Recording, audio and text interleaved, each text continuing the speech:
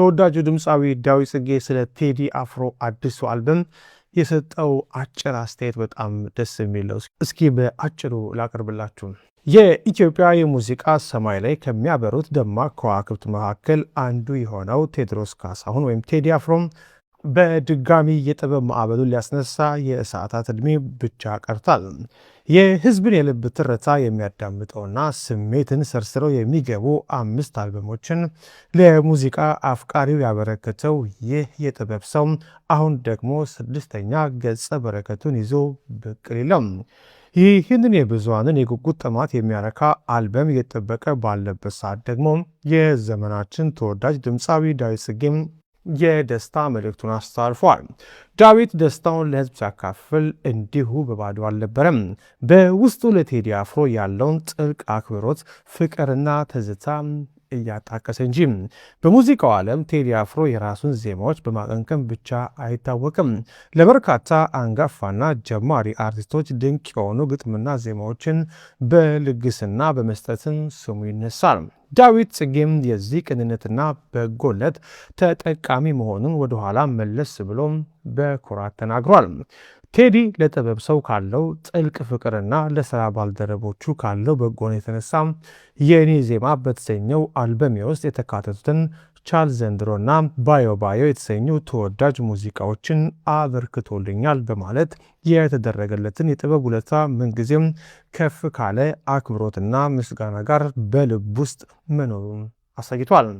ከዚህ ልብ የሚነካ የጥበብ አጋርነት ትውስታ በኋላ ዳዊት ያንን በሚሊዮኖች የሚጠበቀውን ዜና አጋርቶም ሁላችንም በጉጉት ስንጠብቀው የነበረው የቴዲ አፍሮ 6ኛ አልበም ኢትዮሪካ ነገ በ8/8/2018 በመላው ዓለም ለሚገኙ አድናቂዎቹ በተለያዩ የማህበራዊ ሚዲያ ፕላትፎርሞች ይለቃል በማለት የተሰማውን ታላቅ ደስታ ገልጿል።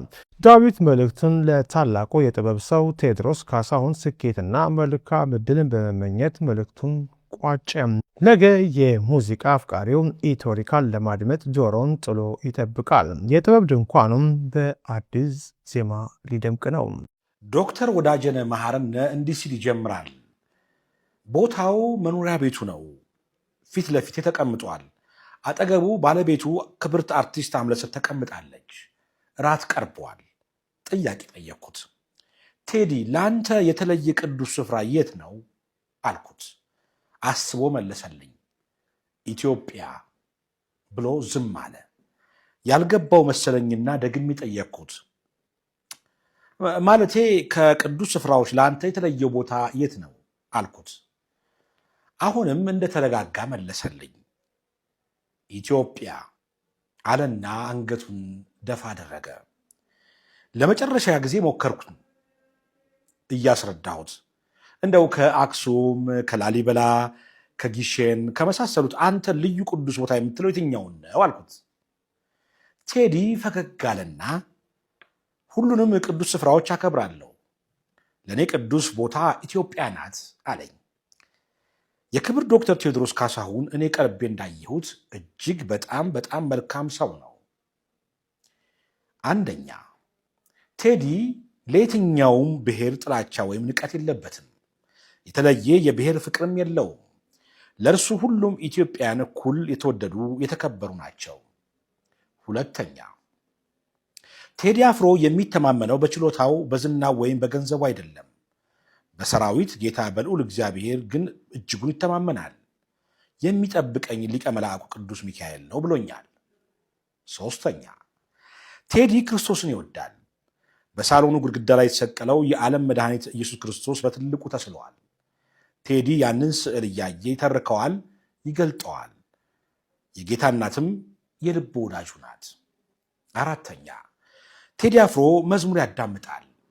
የሚወዳቸውን 2 የድሮ መዝሙሮች ከፍቶ አሰምቶኛል። በራሱ ሃይማኖት ባይደራደርም ለሁሉም ሃይማኖቶች ክብር አለው። በራሱ ሃይማኖት ያሉትንም የገዳም አባቶች ያከብራቸዋል፣ ይሰማቸዋል። አምስተኛ፣ ቴዲ ሲናገር ቁጥብ ነው። ቃላት አያባክንም። በሚገባ አስቦ ነው የሚናገረው። ቃላቶቹን ያሻቸዋል፣ ያሽሞነሙናቸዋል። አጣፍጦ አሳምሮ ቀምሮ ያወጣቸዋል። ቴዲ ሲያወራ መስማት እንደ ሙዚቃው ነው። ስድስተኛ ቴዲ አፍሮ ለትዳሩ ታማኝ ነው። አምለሰትን በስስት ዓይን ያያታል። እርሷም ሳራ አብርሃምን ጌታዬ ብላ እንዳከበረችው ባሏን በፍቅርና በክብር ትንከባከበዋለች። ባልና ሚስቱን በቤታቸው ማየት፣ በፍቅር ሲያወሩ መስማት እጅግ ደስ ያሰኛል። 7ኛ ቴዲ ያለውን ዝና የሚያውቅ አይመስልም ወይም ትኩረት አይሰጠውም። ስለ እሱ ለማውራት ሲሞክር ወሬውን ፈጥኖ ይቀይረዋል። መሞገስን ይሸሻል። በጣም ትሁት ነው። ዝምተኛነቱ ኩሩ ሊያስመስለው ይችላል፣ ግን ቴዲ ኩሩ አይደለም። ሰውን በሁለት እጁ የሚጨብጥ ጎንበስ ብሎ እጅ የሚነሳ ጨዋ ሰው ነው። 8ኛ ለቴዲ ሙዚቃ ሕይወቱ ነው። በጣም ከፍተኛ የሙዚቃ ክህሎት ወይም ሚውዚካል ኢንተለጀንስ እንዳለው ይታወቃል። ኑሮው ከቤቱ ወደ ስቱዲዮ፣ ከስቱዲዮ ወደ ቤቱ ነው። የሙዚቃ ስራዎቹ የሚወደዱት በስጦታው ላይ ትጋት ተጨምሮባቸው ነው። ቴዲ የሙዚቃ ጂኒየስ ይመስለኛል። 9ኛ ቴዲ አፍሮ መጽሐፍትን ያነባል። ለማንበብ ጊዜ አለው። ታሪክ ይወዳል። ታሪክን በጥልቀት ይመረምራል፣ ይፈትሻል፣ ያሰላስላል። ቴዲ ጥሩ አሰላሳይ ወይም ቲንከር ነው። 10ኛ ከቴዲ ጋር ባሳለፍኳቸው ሰዓታት የትኛውም የፖለቲካ ሰው አንስቶ አላወደሰም፣ አልተቃወመም። ፖለቲካዊ አስተያየቶችን ሲሰጥ አልሰማሁትም። 11ኛ ቴዲ አፍሮ ቀርበው ሲያዩት በሚዲያ ከሚታየው በላይ ልዩ ሞገስ፣ ውበትና ክብርን የተላበሰ ሰው ነው። ጃኬት በቲሸርትና በጂንስ ለብሶ ዘውድ የጫነ ካባ የደረበ በትረ መንግስት የጨበጠ ንጉሥ ይመስላል። 12ኛ ቴዲ ሐሙስ ከሚወጡ ስራዎቹ ሀገራዊ የሆኑትን ሁለቱን ከፍቶ አሰምቶኛል። እጅግ በጣም አስደናቂ ናቸው። ለሀገርና ለሕዝብ ያለውን ፍቅር የሚያንጸባርቁ ታሪካዊ ስራዎች ናቸው። የክብር ዶክተር ቴዎድሮስ ካሳሁን ስራውን እንዲሰራ እንፍቀድለት። ቴዲን መጥላት ይቻል ይሆናል፣ በቴዲ መጠላት ግን አይቻልም። ንጹሕ በሆነው ልቡ ውስጥ ጥላቻ የለም፣ ፍቅር ያሸንፋል ሲል በፍቅር ተሞልቶ ነው። ማንንም የመጉዳት አቅም የለውም። ወንድማችንን ያለ ልዩነት እንቀበለው። ሊወደድ፣ ሊደነቅ፣ ሊከበር የሚገባው ስጦታችን ነው። እንግዲህ ተመልካቾቻችን ዶክተር ወዳጄነህ መሐርነ የሰጣቸው 12 ምስክሮች ይህን ይመስሉ ነበረ። ይህ መሴ ቱዴይ ነው። መሴ ቱዴይን ላይክ፣ ሰብስክራይብ፣ ሼር በማድረግ ቤተሰቦቻችን እንድትሆኑ በአክብሮት ጋብዛለሁ። በሌሎች መረጃ እንመለሳለን። መልካም ቆይታ ይሁንላችሁ። ሰላም ሰላም፣ እንዴት ከረማችሁ? እንዴት ባጃችሁ? ድምፃዊ ዳኜ ዋለ ነኝ። እንግዲህ ሁላችንም ነገ 8 ሰዓትን በጉጉት እየጠበቅን ነው። ክቡር ዶክተር ቴዎድሮስ